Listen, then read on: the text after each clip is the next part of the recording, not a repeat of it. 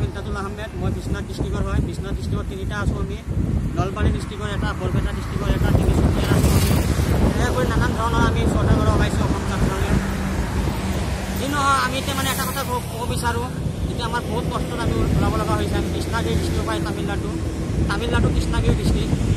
আমি দুদিন হৈ গ'ল আমাৰ চহৰৰ পৰা চাইকেলত যি আমাৰ বহুত কষ্টত আমি গৈ আছোঁ। কষ্ট হৈছে আমাৰ, কষ্ট ক'ব নোখোজোঁ। এতিয়া আমি সফৰ কৰিম যে যাবই লাগিব।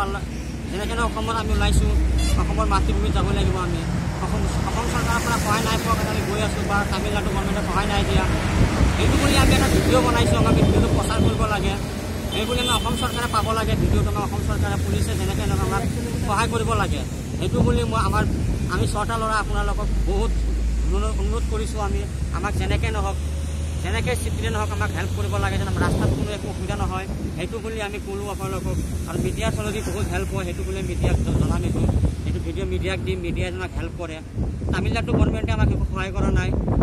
অসম গভৰ্ণমেণ্টে আমাক সহায় কৰিছিলে, কিন্তু সেইটো সহায় আমাক কৰা নাই। কৈ আছে ট্ৰেইন দিম বুলি, ট্ৰেইন কেতিয়া দিব আমাৰ ঠিক নাই কি। সেইটো বুলি আমি চাইকেললৈ ওলাইছোঁ, আশা কৰোঁ যে ভালে ভালে গৈ পাওঁ আপোনালোকৰ দুৱা আশীৰ্বাদত। সেইটো বুলি আমি ৰাখিলোঁ ভিডিঅ'টো গৈ, আৰু নেক্সট ভিডিঅ' বনাম, আকৌ দিম বাৰু।